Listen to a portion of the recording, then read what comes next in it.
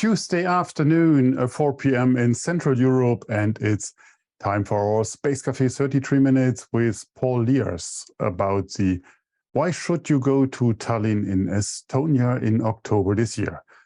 As always, we really appreciate your participation and ongoing feedback. We will learn and improve based on your feedback. I'm Thorsten, publisher of SpaceWatch.Global. And SpaceWatch.Global is a European or Europe-based online platform for information in and about space and new space activities in a geopolitical context. And I would like to thank all of our private and corporate supporters that showed their commitment to keep our independent journalism alive. We really appreciate that. I know many of you are already familiar with our website, our bi-weekly and daily newsletters, and the Space Café podcast. The latest one features Noemi, I don't know how to pronounce it correctly, Ariel, of Starburst Aerospace and how to accelerate space in the 21st century. And she is running the Starburst Accelerator in Israel. We also have new exciting episodes of the Space Café Radio. So first and foremost with Paul Graziani in our mini-series from the PSSI conference, also with Martina Löfquist at the IAC and with Neil deGrasse Tyson. Yes, you heard right, Neil deGrasse Tyson talked to us, what is pretty amazing, and Scott Pace. So don't miss them. You will find them on all the major podcast platforms. Our Space Café, our fan shop is open for you always, because it's on our website. So it would be great to see more of you supporting us actively and become a space watcher. And if you've missed any of our previous web talks, we have an archive available on our website in the event section, and you can find us as well on YouTube. So, kick it off. My guest today is someone who wrote for SpaceWatch.Global in summer 2020 about the Estonian space policy, prioritizing e-government, cybersecurity, and AI. Super interesting read, and you can find it on the website still. And I would like to say also he is one of the people and voices to watch out. He is truly next generation. So I'm super excited to welcome Paul Liias to our Space Café today. So let's see that I'm switching here the camera angle in the right way, that we see also Paul. So here we are. Just to introduce Paul to those of you that does not know him, he is the head of space policy at the Ministry of Economic Affairs and Communication of Estonia. So don't be irritated by the Eiffel Tower. It's real, but he will tell you why he is in Paris today. Paul also created the Estonian Space Policy and Program 2020 to 2027. Today, he is working on Estonia's national space legislation and a decentralized e-government solution for space traffic management. Paul is part of the Estonian delegation to the European Space Agency, just a hint why he is there, and the European Union Space Program. And he has been engaged in various roles in the space sector for the past 13 years. And in 2008, he joined the first Estonian satellite project, SQ1, and led the development of mechanical systems because he is a mechanical engineer. After the successful launch of SQ1 in 2013, Paul continued as an entrepreneur in the space sector until 2016, when he joined the ministry. And that doesn't mean that he's losing his entrepreneurial spirit. So it's not that you say, okay, it's like an early retirement. I think not in the Estonian ministry. But thank you very much for your time. Welcome, Paul, in our Space Café today.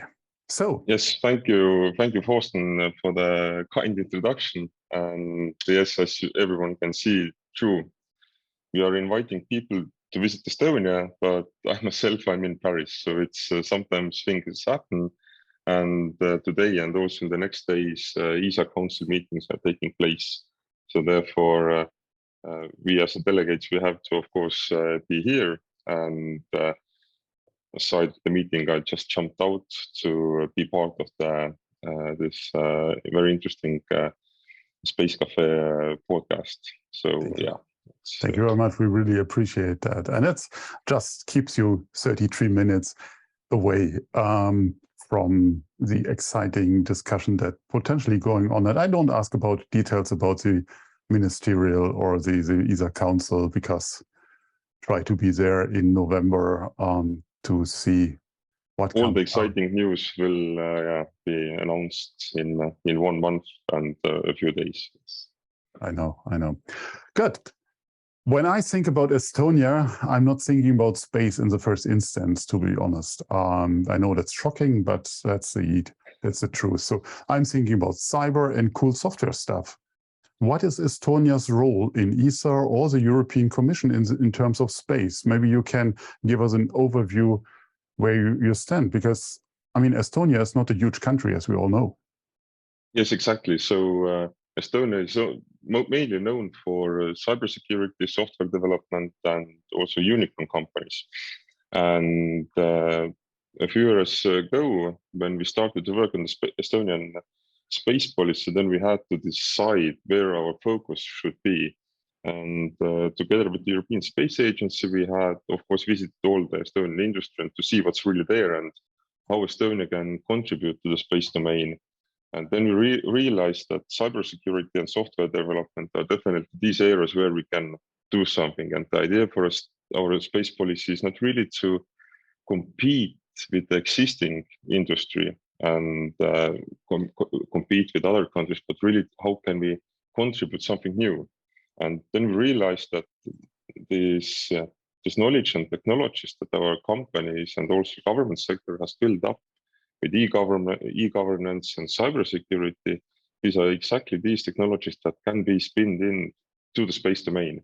So therefore we have, so cybersecurity is definitely one of the main focuses, but it's not the only. So it's might be a little bit misleading that Estonia is doing only IT, but we have also companies and R&D institutions who are working on hardware related to optical devices, material science. So it's maybe not only IT what we are doing, but we have also many more capabilities. But maybe this IT part is more visible to everyone else. And so therefore it is something that we of course want to promote more, and we want to find our niche in the space domain here.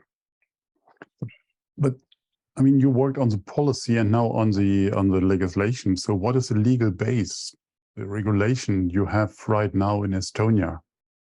So yeah, I mean, you launched the first CubeSat. So who regulates that?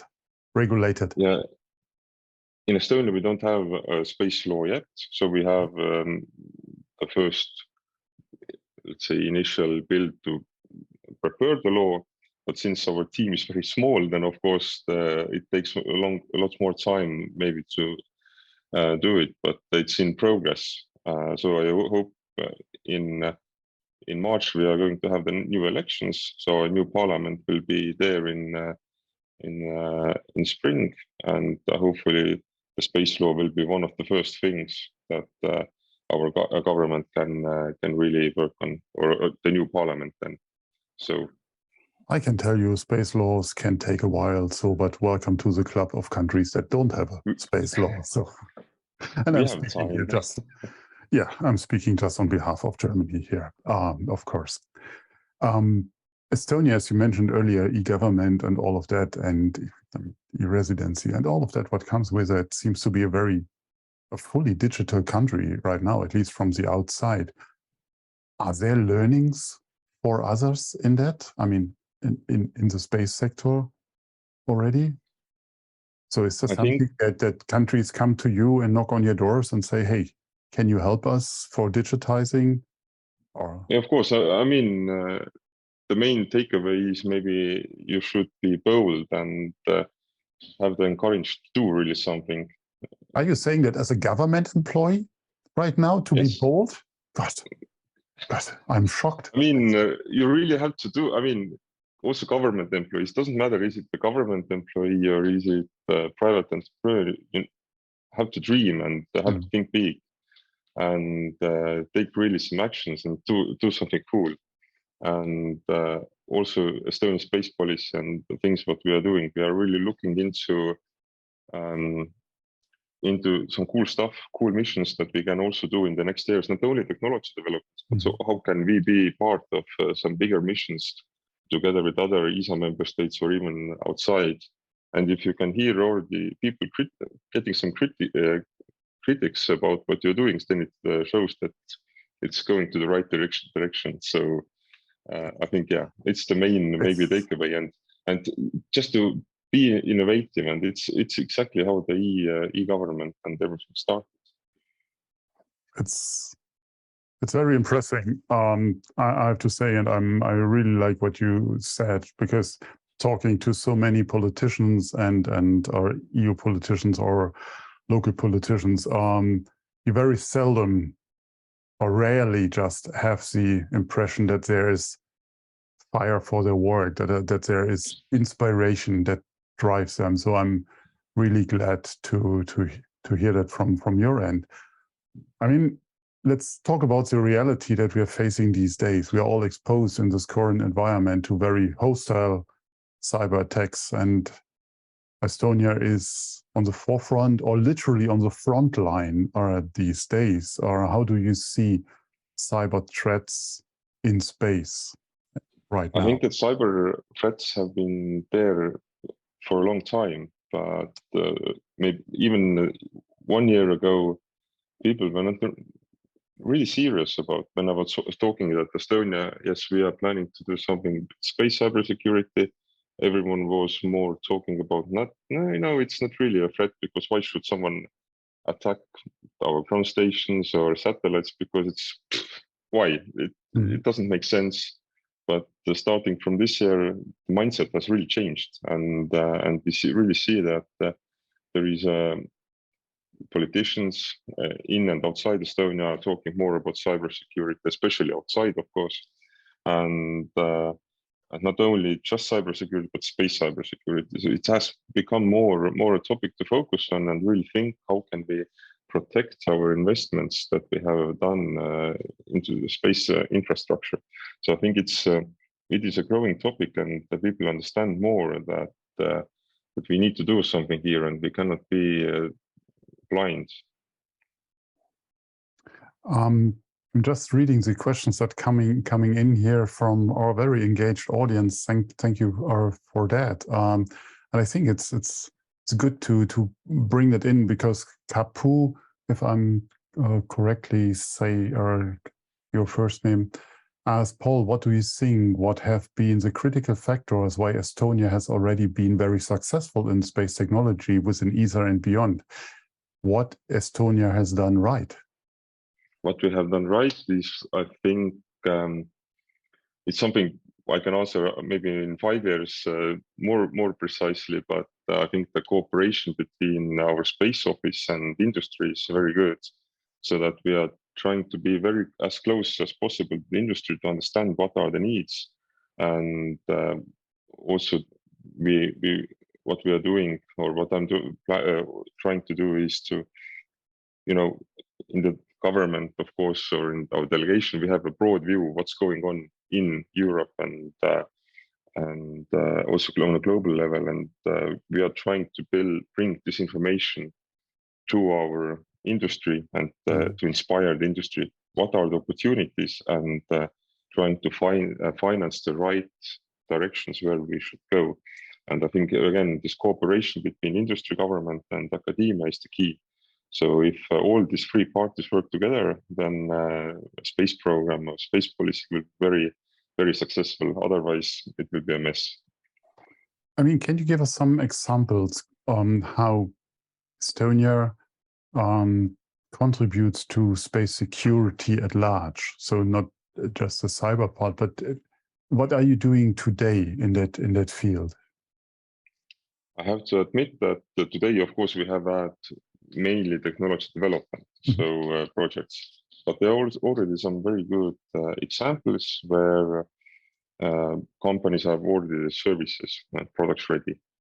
So one of the, if you're now going more into the cyber topic, then in cybersecurity, Estonia is very known for especially cyber ranges. So how to build cybersecurity exercises to learn what if something goes wrong, then how should we act on it?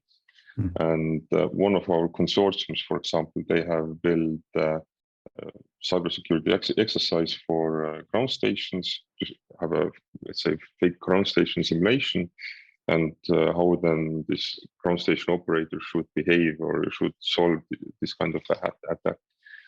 And also guarding of Earth observation images to understand that if the, let's say, Copernicus images are saved in some servers, that have they been changed or not? So can we use them, for example, in court?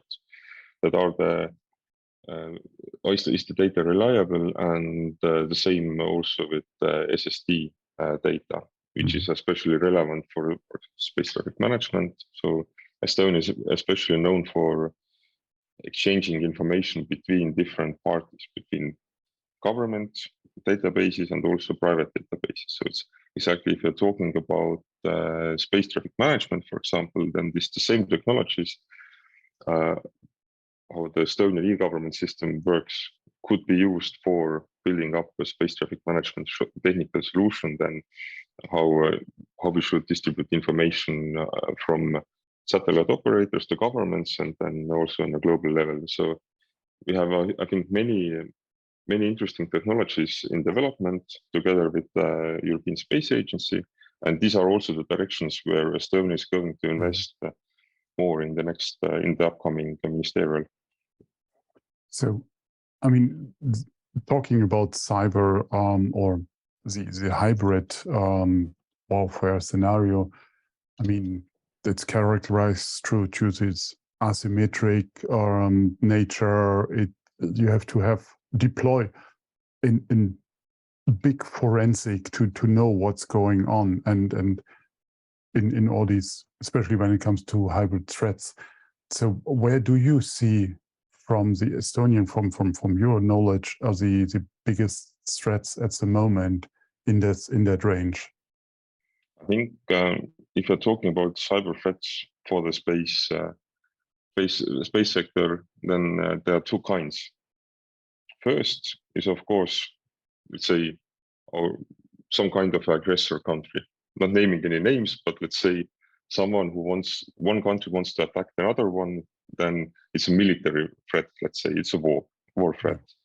And it's something which is really, let's say, kind of easy to predict. We know that someone is aggressive, so we know we can already start preparing.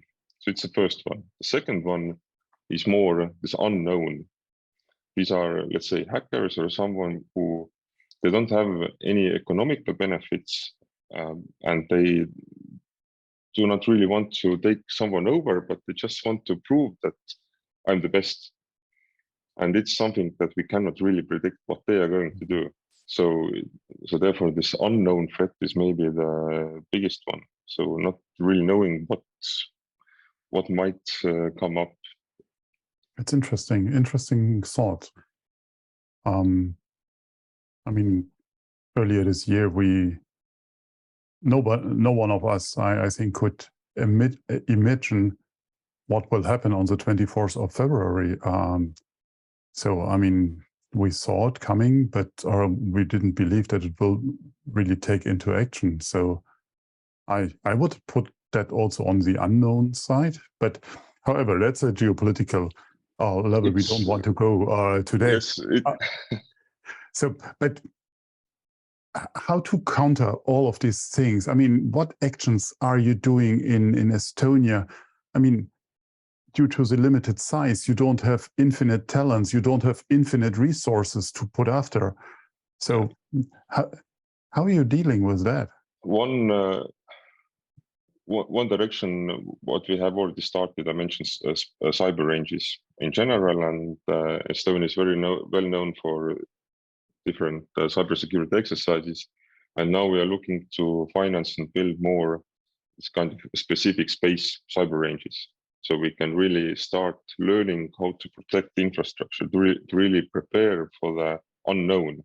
Mm-hmm. And therefore, we need to focus on also software security testing to be really sure that the satellites that we are going to send to orbit, and also our ground stations on ground, that they are safe and secure.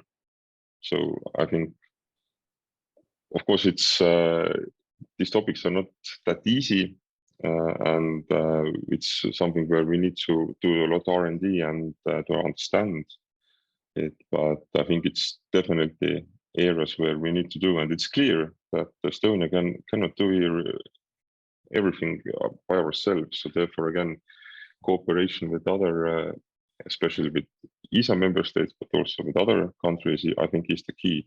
So how can we, because our industry has also said that we are experts in cyber or AI topics, but we have no idea about the space domain. What are really the challenges there? So therefore, what we are bringing with us is the knowledge of cyber and this sector.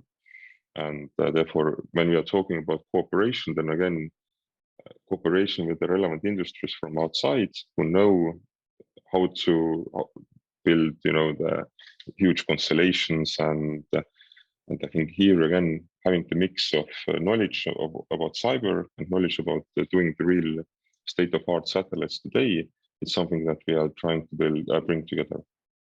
Okay. I mean, that does not answer the question of the talents and the resources. I would say, because when we think about India, I think they have 1.5 million people that leaving their universities every year. I mean, I think that exceeds the number of citizens of Estonia by yes. far.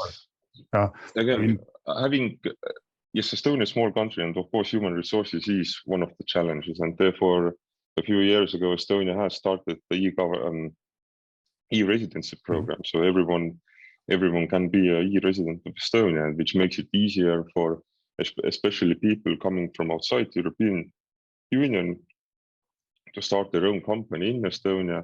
And there are also different startup visa programs where we can bring foreign talents to Estonia to grow to the technology companies, so they can come and work. So therefore, again, we are looking a lot for this kind of talents who come to Estonia and help our industry to grow. So it's completely clear that what I said before, Estonia cannot do here anything alone. So we need to have cooperation with industry, but also getting, of course, attracting talent to Estonia. And what is clear, and especially in the space domain, okay, of course, money is one thing. We need to invest something that cool things can start. But even more important, I think, is in the end the vision, what we want to do. And I think all the successful space startups and the industry, they have showed that if you want to be successful, you need to have a huge vision. And I think also the vision that how Estonia can make space domain more safe and secure, how to really deal with these issues, how to make our satellites more resilient against potential attacks. I think it is a challenge for many software developers and cybersecurity people really do something cool and which will impact the whole, our industry more in general. We couldn't have a better bridge to our next topic, and that is the software-defined space conference, what you will hold in Tallinn next week. So can you tell us what is it and what has that to do? How does that link into what we discussed already? Yes. So the software-defined space conference, you can understand it's maybe a new term. We have had software-defined radios. We are today talking about software-defined satellites. But then we understand that last year we had the first space cybersecurity conference, and what we understood is that space cybersecurity is all about selling threat, selling fear, that what can go wrong. Today we have 20 minutes spent on things, what can go wrong, and selling the negative part. But the idea behind the software-defined space is that having a more positive angle to this topic, because we know all that the space domain is mainly based on all the major successes that have happened in the past decade are based on software development, and space sector depends on software, and it brings the cyber risks into. And here we are planning to talk about the opportunities, how really to make this satellites more safe and secure, so the software is more reliable than it is today, and also how to learn how to protect these assets. So during the conference, we are going to talk about various topics about space traffic management, really how to the data exchange, also data exchange for the Earth observation domain, and okay, we have to deal with also the defense topics, so warfare in the space domain. So what are the challenges around about the societal aspects, what space cybersecurity, and also the space domain as in general, what are the applications, how they affect our lives, and how a cyber attack would change the way we are used to live, for example, even today, and software-defined satellites for sure. So it's a number of topics what we are handling during the conference, and the main idea is to build a community for space software development and also space cybersecurity people, so we can exchange. And it's one thing I don't really like is that having only a conference for policymakers and technical people. So I'm a mix of, so I really love to go to these different technical CubeSat workshops, but of course, as a government representative, I also go to the policy makers conference. So what we are planning to do is to have a mix, to have these technical sessions and also the policy sessions, to really have a mixed audience, mixed panels, to really exchange the ideas between policymakers, engineers, scientists. How nerdy is that conference? I mean, is it something that someone with an interest in the sector can follow, or is it too specific? Just replacing this word nerdy here, but I mean, we know what we're talking about, because the space sector loves to talk to people in the space sector about space things and cheer each other and so on. But how open is it to the bubble outside? How open is it to a normal software company to join in and to get to expose to the threats that are coming from space? It's a good question. I think it's especially for these software companies who are not today active in the space domain. So our plan is to inspire newcomers to really show what are the opportunities there, because they know they are specialists in, for example, software development or cyber on ground, but to inspire them to do something in the space domain is especially our task. So to really give a good outlook, and our focus is, of course, not only for Estonian companies, but also having other companies from our industry and also young people from Europe and also more broader way. So therefore, we have the conference is not only physical, but also it's these virtual. So everyone from Australia or India can join the event in Tallinn. So cool. And so, what topics are under discussions? What are the hot topics this year that you want to address? I mean, you alluded to a few of them already, but yeah. I think the main maybe point that what I personally want to make is that one of my friends once said that doing business in the space domain, it takes 5 or 10 years plus. You know, it's a very long process. You will die before. But what Estonian companies have proved, we can do business in a very short period.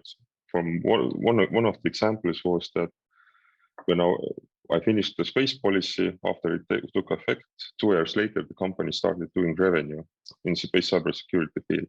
And what we are trying to do is to bring really the technology providers and the customers together, so that something cool can really happen, and we can we can make a change. Doing business in the space domain doesn't have to be a slow process; it can happen fast. And I think the main focus area this year is, of course, in software-defined space. software-defined satellites will be topic, talking about the applications. I think for Estonia, especially space cyber ranges is one of the main area to focus on, and space warfare is again what we have to deal with. Earlier we were used to talk about space as something neutral always, but it is changing, and I think we cannot hide also the defense topics in this area, and so there will be, I think, a topic for everyone. I see.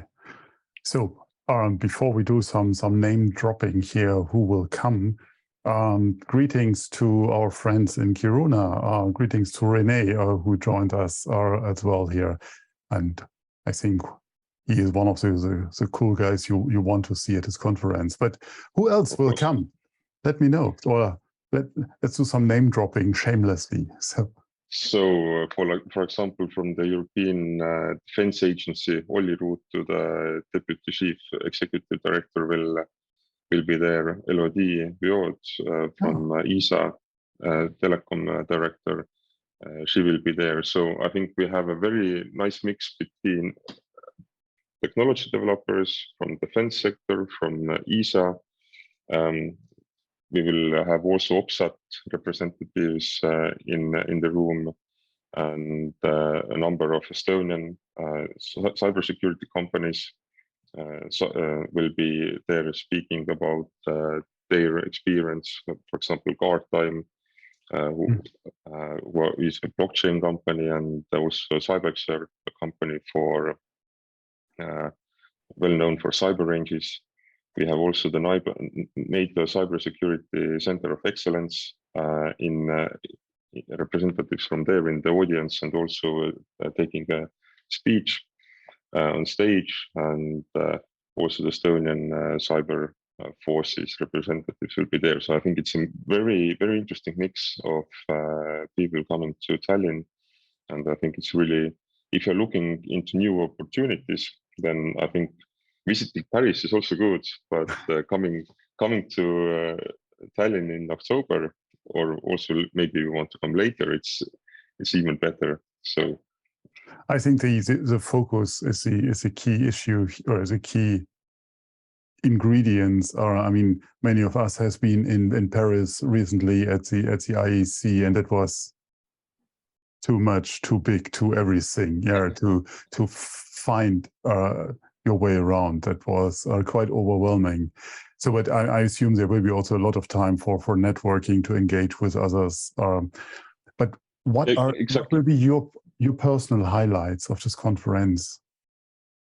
My personal highlights. It's always good to have friends and colleagues from space domain visiting me in Tallinn. So it's of course good to not having to travel anywhere. So I think it's the personal highlights to have good people visiting Tallinn, and I'm really looking into the discussions, what is going on really in the space cybersecurity sector. And for me, my favorite topic is, of course, space traffic management. So it's a topic where I'm really interested in, and having these discussions is for me interesting, and having the discussion not only with policymakers, but again, the mix between policy and technology is, I think, very relevant. Cool. So last question is for my end. How can anyone participate? It's just going to the website, registering, or will you have a live stream? Or as you said, anyone can attend virtually. So how does it work this year? Yes, you can go to the website. I hope you can find the link somewhere, and there is a register button you have to push there, and you can purchase a virtual ticket for 25 euros and a physical ticket for 50 euros. And I think it's the money well spent. So I think, especially for those who are there, it's a very good opportunity to network. And we have also a very good networking event coming up.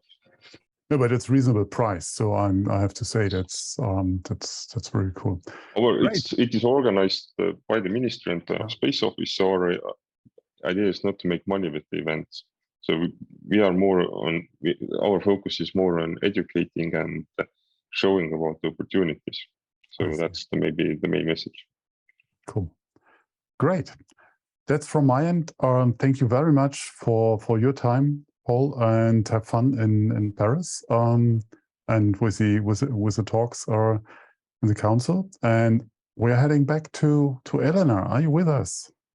Yeah, of course. And that was very inspiring. But before we say goodbye, I mean, yeah, it was very cool. And I'm sure our audience has liked it even more. So before we say goodbye, let me remind our audience of our upcoming events.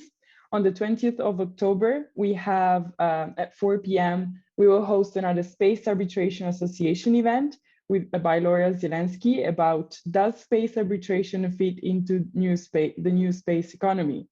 Her guests will be Michel Cello from the from the Brazilian Space Agency, Rolf Olofsson from Space Law Advisors, Lucian Rapp from Watson Farley and Williams, and Viva Datwell from King and Spalding. Also on the 28th of October, as you see on the screen, at 4 p.m., we will have another Space Café Israel hosted by Medat Pariente. Medat's guest this time will be Neta Palkovic, or as he said, the title would be Space Lawyers at Work, Putting International Space Law into a Commercial Context. You see a lot of space law topics on our agenda these days.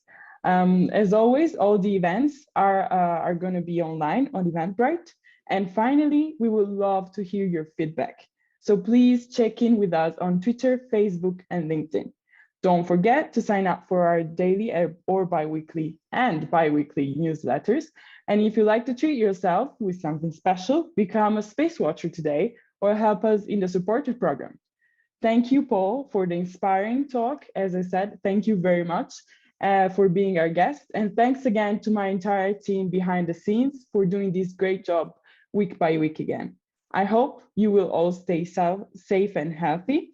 And thank you for joining us. I hope to see you next week in the next events. In the meantime, visit our website and follow us on social media. And don't forget, become a Space Watcher. Bye.